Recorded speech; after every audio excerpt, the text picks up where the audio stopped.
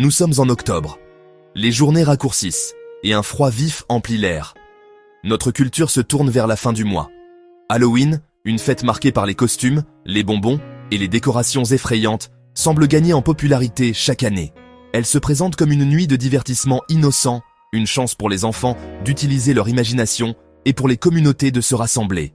Mais pour le chrétien réfléchi, cette saison apporte son lot de questions importantes.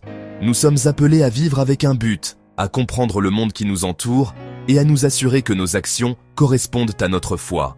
C'est pourquoi nous devons regarder au-delà des citrouilles en plastique et des friandises sucrées, pour comprendre à quoi nous participons réellement lorsque nous célébrons Halloween. Il ne s'agit pas de juger, mais de comprendre avec attention et dans la prière. Halloween vient d'une ancienne fête celtique appelée Samhain, célébrée aux alentours du 31 octobre. Elle marquait la fin des récoltes et le début de l'hiver, une période liée à la mort et à l'obscurité. Et l'hiver sombre et froid commençait. Les Celtes croyaient que la nuit de Samhain, le voile entre les vivants et les morts, était le plus mince. Ils pensaient que cette nuit-là, la frontière entre les vivants et les morts s'estompait, permettant aux esprits de revenir sur terre. Cette croyance a conduit à des rituels destinés à effrayer les esprits, à parler aux morts et à voir l'avenir. C'était une période pleine de superstitions et d'une vision spirituelle très différente de ce qu'enseigne la Bible. Au 8e siècle, le pape Grégoire III a fait du 1er novembre la Toussaint, et le pape Grégoire IV a étendu cette fête à toute l'Église. Les racines de la Toussaint remontent au 4e siècle, lorsque les martyrs chrétiens étaient commémorés, célébrés tous les saints. C'est un jour pour se souvenir de tous ceux qui sont devenus saints et sont au ciel, à la fois ceux qui ont été canonisés et ceux qui sont inconnus. Dans la croyance catholique, il y a l'idée de l'Église triomphante, les saints au ciel, de l'Église souffrante, les âmes au purgatoire, et de l'Église militante, les croyants vivants. La Toussaint est un jour qui relie ces trois parties. Les croyants remercient Dieu pour la vie des saints, leur exemple et leur prière pour nous. La veille de la Toussaint est devenue connue sous le nom de All Hallows Eve, Halloween. L'Halloween d'aujourd'hui, avec son accent sur les fantômes, les sorcières et les créatures effrayantes, conserve les thèmes de la mort, de la peur et de la magie. Les chrétiens sont appelés à être une lumière dans le monde et à se concentrer sur ce qui est vrai, noble et pur. Est-il possible de participer à une fête aussi profondément enracinée dans une spiritualité non chrétienne sans compromettre votre foi?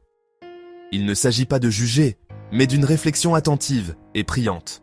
Halloween est une fondation construite sur un terrain païen. Les choses que les anciens Celtes faisaient pendant Samhain n'étaient pas neutres, c'étaient des actes religieux. Cela incluait des feux de joie, des costumes pour se cacher des esprits, et des offrandes pour apaiser les dieux et les âmes des morts. C'était une façon de penser qui cherchait à contrôler les pouvoirs spirituels, et non le seul vrai Dieu. La Bible est claire, le peuple de Dieu ne doit rien avoir à faire avec les pratiques religieuses des nations qui l'entourent. Nous devons adorer le Seigneur et lui faire confiance pour notre protection et notre direction. Notre héritage spirituel ne se trouve pas dans les rituels de Samhain. Il se trouve en Abraham, Moïse et les prophètes. Et tout cela mène à Jésus-Christ. Le Nouveau Testament nous dit de nous détourner des esprits du monde et des œuvres des ténèbres. Même si les gens d'aujourd'hui n'adorent pas des dieux, les symboles et les traditions sont pleins de significations anciennes. Y participer, même en plaisantant, peut lentement nous éloigner d'adorer Dieu en esprit et en vérité. Tout ce qui vient des temps anciens n'est pas interdit. La différence réside dans la nature religieuse claire de Samhain. La mort, la divination, l'apaisement des esprits. Pour un chrétien, l'espérance est dans la résurrection et la direction du Saint-Esprit. Lorsque vous mélangez symboles et loyauté, cela s'appelle du syncrétisme.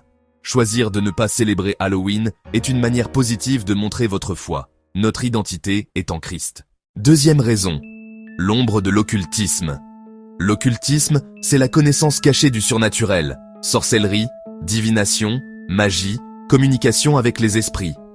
Beaucoup voient cela comme un simple divertissement, mais la Bible le prend très au sérieux. Le peuple de Dieu est averti de se tenir éloigné de telles pratiques. Ce ne sont pas des jeux innocents, ce sont des contrefaçons spirituelles qui nous éloignent de Dieu. Halloween normalise ces choses et les célèbre même. Les fantômes et les monstres ne sont pas juste des personnages, ils sont le centre de cette célébration. Les enfants sont encouragés à s'habiller comme eux, les décorations montrent des sorts jetés. Être constamment entouré de ces choses nous rend moins sensibles aux vérités spirituelles dont la Bible nous met en garde. Cela fait passer un danger spirituel grave pour quelque chose de banal. Pour certains, Halloween est encore un temps sacré pour les rituels et le culte des dieux. Quand les chrétiens y participent, cela peut faire paraître ces choses acceptables et créer de la confusion. Notre combat est contre les puissances des ténèbres. La réponse est de revêtir l'armure de Dieu, la vérité, la justice, la foi et sa parole. Choisir de se tenir éloigné d'une fête qui célèbre l'occultisme est une manière pratique de rester ferme dans sa foi. Notre loyauté n'appartient pas aux ombres, mais au roi des rois. La troisième grande raison pour laquelle les chrétiens pourraient hésiter est que l'Halloween moderne se concentre sur la célébration de la peur, de la mort et de tout ce qui est effrayant.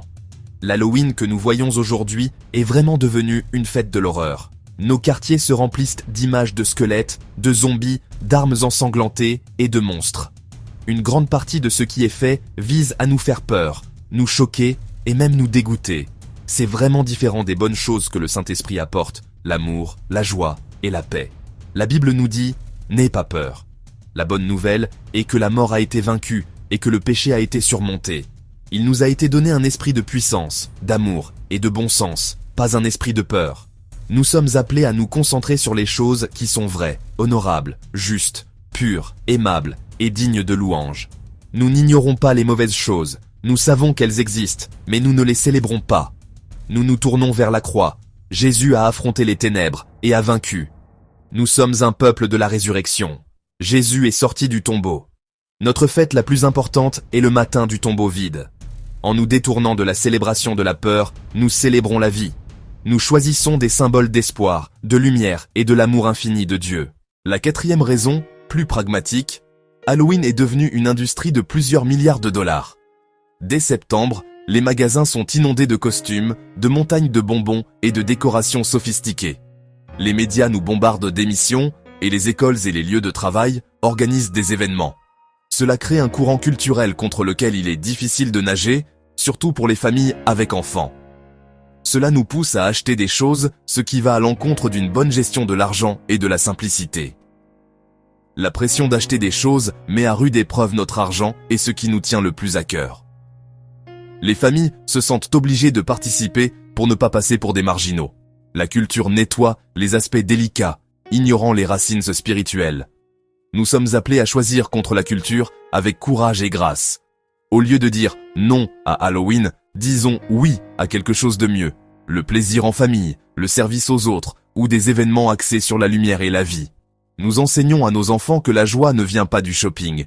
Elle vient d'être proche du Christ et de faire partie de son peuple. Il s'agit de choisir une meilleure façon de célébrer et de vivre avec intégrité. C'est l'occasion d'être créatif et d'agir. Une célébration réfléchie qui construit la foi et les liens. Alors, au final, toute cette histoire d'Halloween ne se résume pas à savoir si porter un costume ou manger des bonbons est bien ou mal. Il s'agit plutôt d'être fidèles à notre foi, de montrer ce en quoi nous croyons et de maintenir notre concentration spirituelle. Cette fête, avec ses anciennes racines païennes, son acceptation des symboles effrayants et la façon dont elle célèbre aujourd'hui la peur et la mort, ne correspond tout simplement pas à ce qu'enseigne la foi chrétienne. L'Évangile, c'est la lumière qui vainc les ténèbres, la vie qui triomphe de la mort, et le Dieu unique qui nous libère de la peur et des vieilles superstitions. Ce ne sont pas de petites différences, ce sont de grands conflits dans notre façon de voir le monde. Beaucoup de chrétiens s'éloignent volontiers d'Halloween parce qu'ils aiment Jésus et veulent l'honorer. C'est un bon choix. Protéger nos familles, garder notre témoignage clair et concentrer nos cœurs sur ce qui est bon et beau. Nous ne fuyons pas le monde ni ne jugeons les autres, nous devenons un phare d'espoir. Au lieu de célébrer les ténèbres, célébrons la lumière, des fêtes de la Toussaint, des réunions de famille, des rencontres entre amis, en parlant de l'espoir que nous avons en celui qui est ressuscité. Notre foi est une foi en la résurrection. Nous servons un sauveur qui a vaincu la tombe. Pendant que le monde regarde les fantômes, nous regardons la source de vie. Nous pouvons célébrer la victoire de Jésus en remplissant nos maisons de lumière, nos cœurs de paix et nos communautés de l'espérance de l'Évangile.